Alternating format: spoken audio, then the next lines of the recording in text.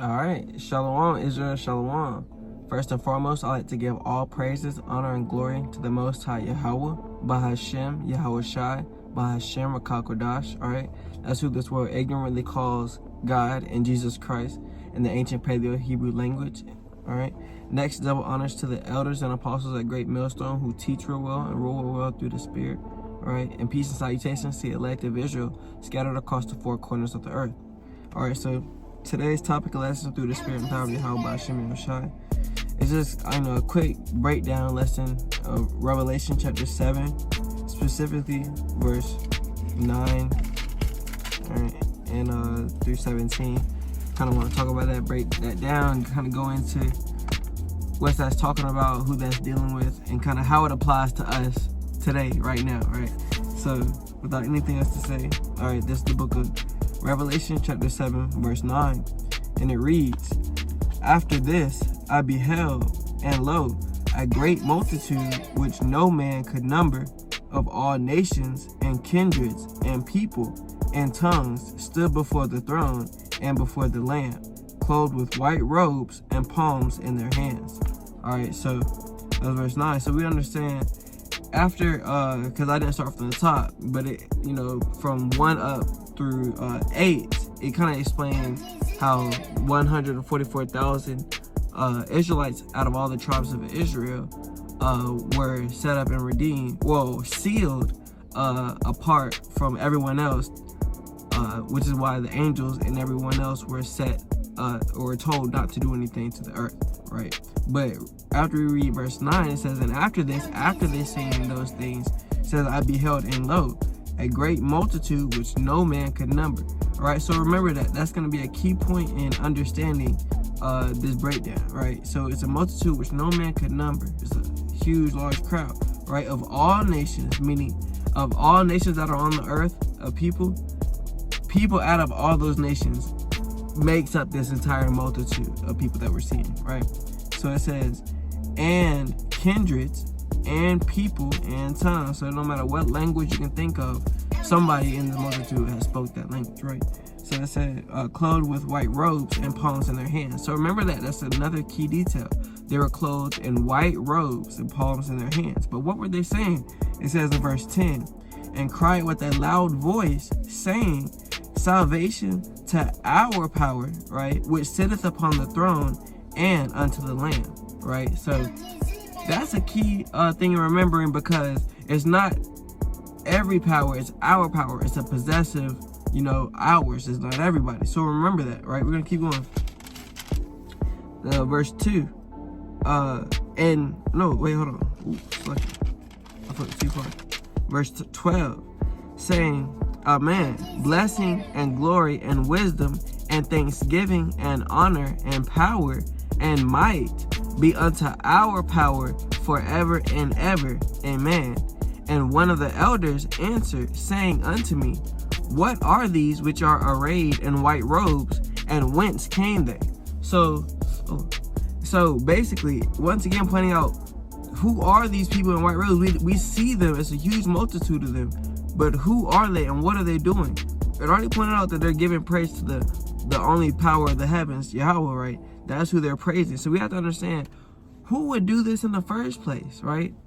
This way we have to keep going. So as we read verse 14, "And I said unto him, Sir, thou knowest. And he said unto me, These are they which came out of great tribulation, having washed their robes and made them white in the blood of the Lamb," right? So this is beautiful. So the reason that this multitude of people are arrayed in these beautiful white robes is not just because they decided to get together and have a wedding, even though this is a celebration where they were commanded to wear all white. But what has made their robes all white? Because this actually is a wedding. It is actually the blood of the Lamb, as the verse says. So we have to understand, well, what is this lamb and what is it for? So who are these people who need this blood of the Lamb? So we can understand, who are they?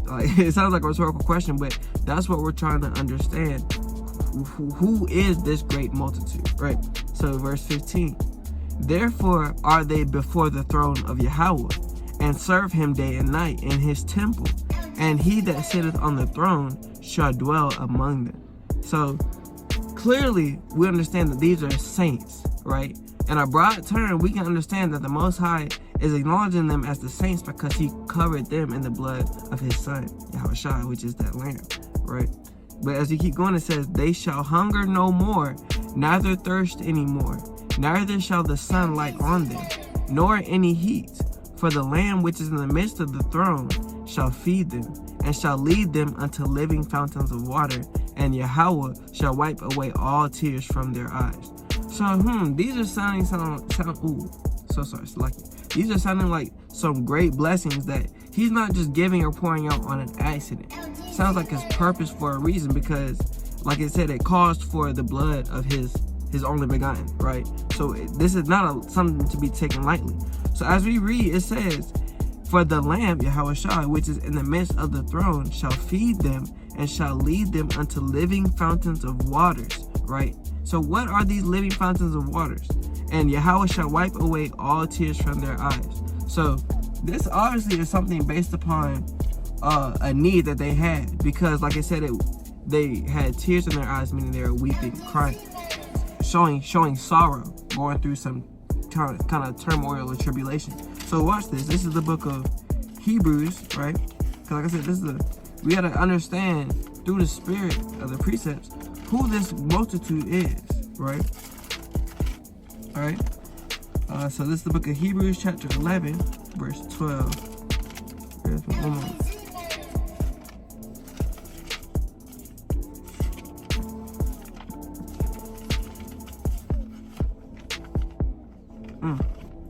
All right, and it reads, therefore sprang there even of one, and him as good as dead, so many as the stars of the sky in multitude, and as the sand which is by the seashore innumerable. So this is some familiar words that we've already come across, right?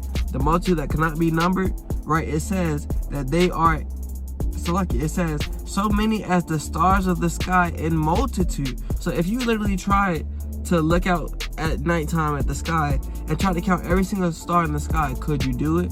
Absolutely not. That's the same way you can't number this multitude of people. And then it says, and as the sand which is by the seashore innumerable. So it's innumerable compared to like the sands of the seashore. If you were to go to the beach and try to count every single grain of sand along the seashore, could you do that? Absolutely not. So like it's over exaggerating the point of this multitude of people is innumerable, right? So continuing, it says, these all died in faith, right? Not having received the promises. So they died, but they didn't die in vain. They died in faith, right? Having faith in what? The promises. That's what it said.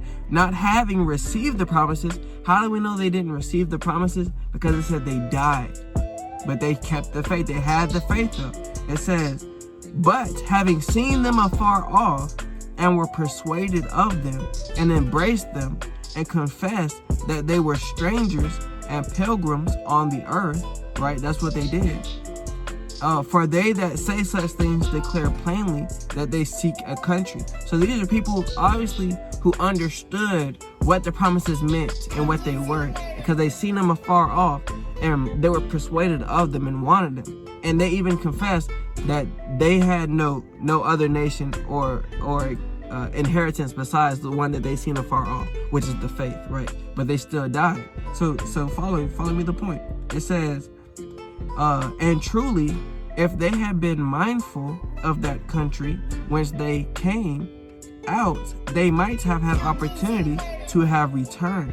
So the thing is, this country and this promise that they seen afar off, it wasn't a far-fetched idea for them, because it actually spoke on a country that they had been in before and were once a part of.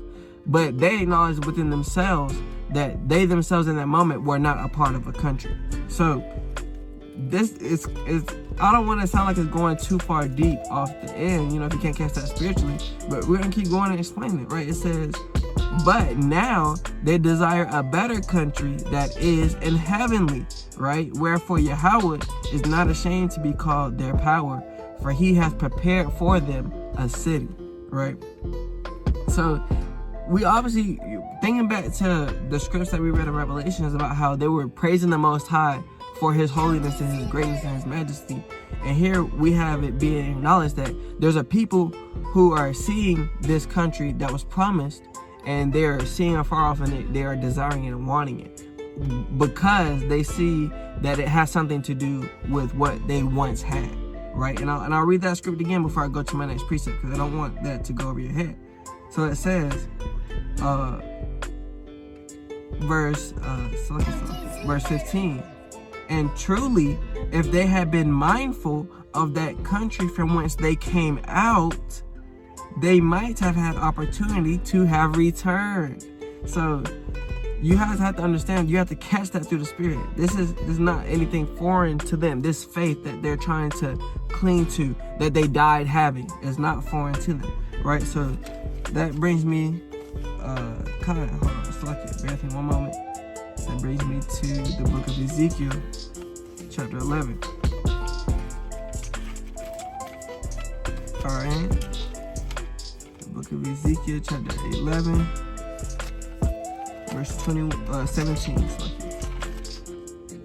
Alright, and so it reads, therefore say, thus saith Yahawah, power, I will even gather you from the people, and assemble you out of the countries where ye have been scattered. So remember that. You remember that when we read in Revelations, it said that this multitude was from all nations, but they spoke all tongues and from all kindreds, but they were from all nations.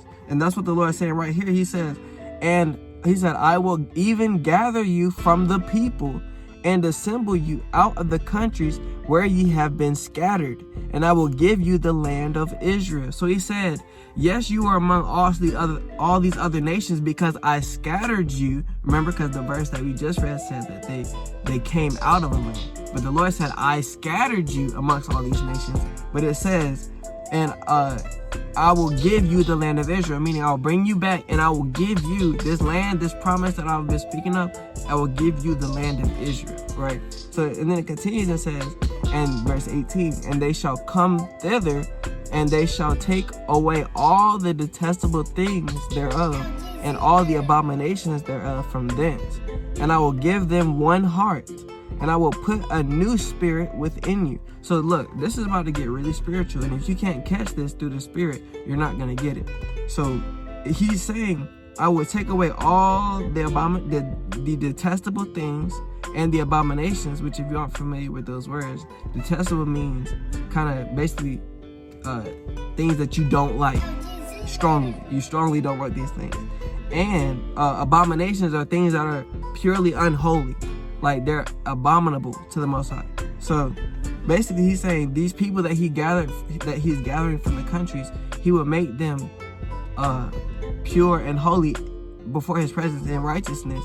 And that's what he's speaking of when he says in verse 19, and I will give them one heart, meaning is that holiness is his spirit, right? His heart. And it says, and I will put a new spirit within you, which is his spirit. And I will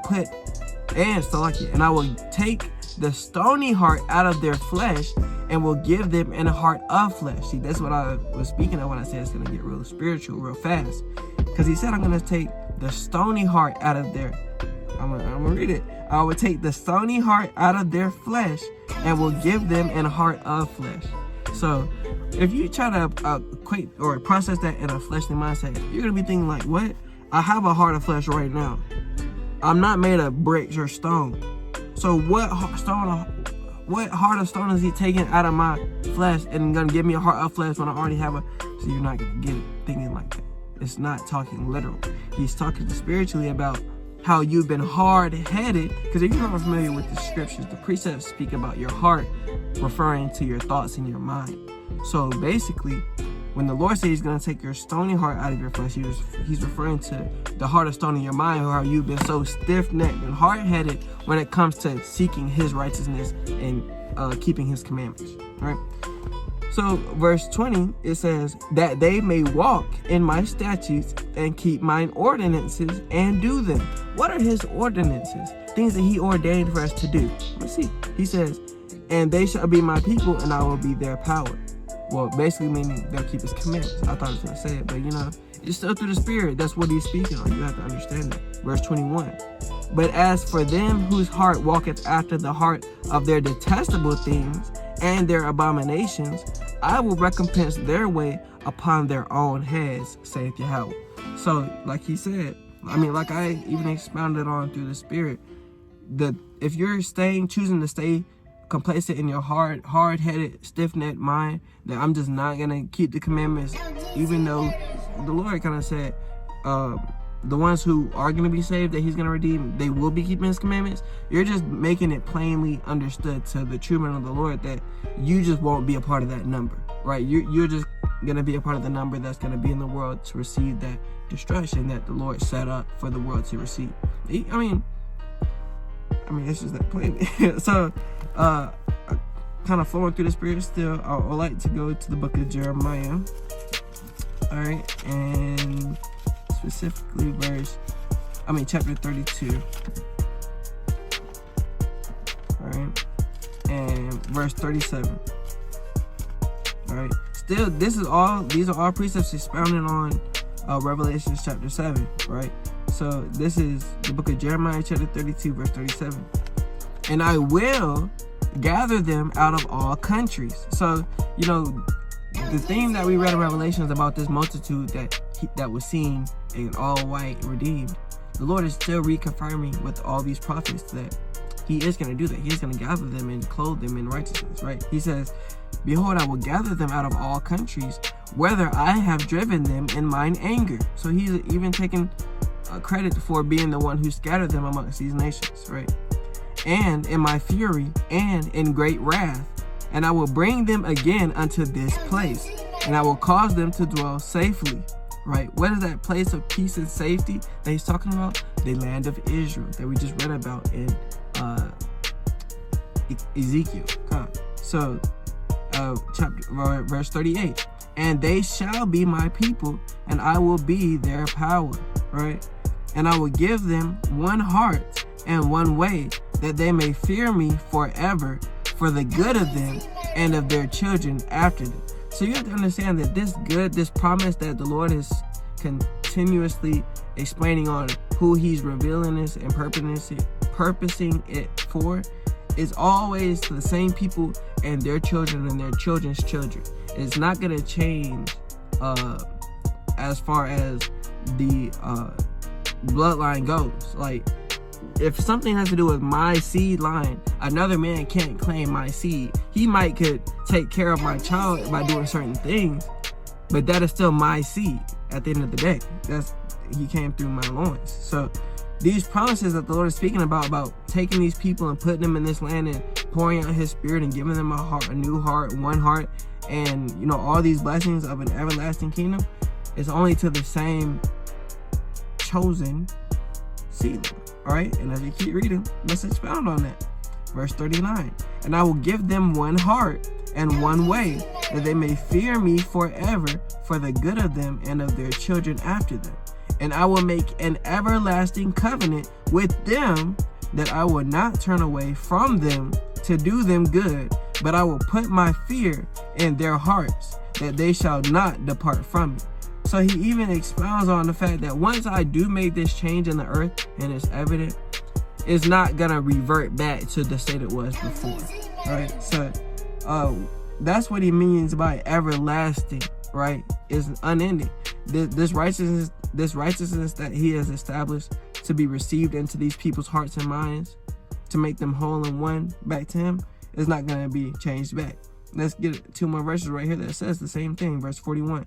Yea, I will rejoice over them to do them good, and I will plant them in this land assuredly with my whole heart and with my whole soul. For thus saith Yahawah, right? He said that. I am saying this, I will do it. And it's going to please him when he does.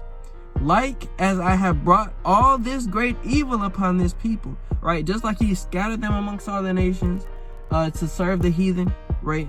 a curse amongst the people. He says, like as I have brought all this great evil upon this people, right? The innocent shootings, all the innocent brothers that's been locked up in the prisons, right? Killed unjustly and all these things. He says, so will I bring upon them all the good that I have promised them. So all of this that he's speaking of, his word never comes back void. So it's gonna fulfill exactly what he sent it out and purposed it to do. All right. So let me get this. I got this final precept. Right. It's just gonna drive this home because I feel like through the Spirit, Revelation chapter 7 has been completely, revealed, and brought out through the Spirit. So Jeremiah. This is the book of Jeremiah chapter 23 verse 7, and we can close out on this. All right. Jeremiah chapter 23 and verse 7. 7 and 8, and it reads, therefore, behold, the days come, saith Yahawah, that they shall no more say Yahawah liveth, which brought up the children of Israel out of the land of Egypt. So there's going to come a time when the Most High is not going to be known for sending Moses to lead the children of Israel out of Egypt and splitting the water so they could part through and let the Egyptians drop behind them. That's not what he's going to be known for. Why? Because it says in verse 8, but Yahawah liveth, which brought up and which led the seed of the house of Israel out of the north country and from all countries whither I had driven them, and they shall dwell in their own land. Gosh, so y'all, through the Spirit and power of Bahasham, if you did not see how evidently and how plain he said he took the seed of Israel, your seed is, like I said, he comes out of a man's loins. It's how he makes his lineage, his children. So another man can't claim another man's seed line. It's his seed line. So if all this only applies to the seed of Israel, about how the Lord took them out of the land of the north country and all countries where he did scatter them and bring them to their own land, like he said, that's his promise to them. How are we to read Revelation chapter 7 and see that same promise being fulfilled, but then say, no, that's not really for the people who have been, going through all the worst hell? They have to stay like that. That is really talking about everybody else who's living it up in the world right now, who haven't really seen, true judgment on the earth. That's really for them, so that they will never truly be repaid back for all their wicked and evil deeds. That's exactly what that promise is about. And when you speak like that, you weary the Most High. And actually, the fact that I just brought that up to the Spirit, I'm bringing that, and we can actually close out on that verse, because that's actually how, all these religions, especially like Christianity, weary the Most High, because they put those mindsets in people, and they teach that as okay, when the Lord said that is not his true spirit and his heart's desire. And I'll bring that out, and we can close it out. All right, so this is the book of Malachi, chapter 2, verse 17. And it says, ye have wearied Yahawah with your words, right? Like I said, yet ye say, wherein have we wearied him? Meaning, how do I weary the Most High with my words? What do I say? It says, when ye say, everyone that doeth evil is good in the sight of Yahawah. Showing you that people are actually doing this. Because why in the hell would the Lord say it's wearying him if it's not being done? Somebody is lying, and I don't believe it's him. He's telling you he's tired of hearing it. So it can't be him, okay? But he says, and he delighteth in them, because he does not delight in them. Or, where is the power of judgment? Meaning, God has just fallen asleep, and there's not going to be true judgment in the earth for all the wicked deeds that has been done. You weary the Most High when you say things like that and when it's done. Because, in fact, all these prophets of old and the scripts that we have that have revealed the coming of the kingdom all agree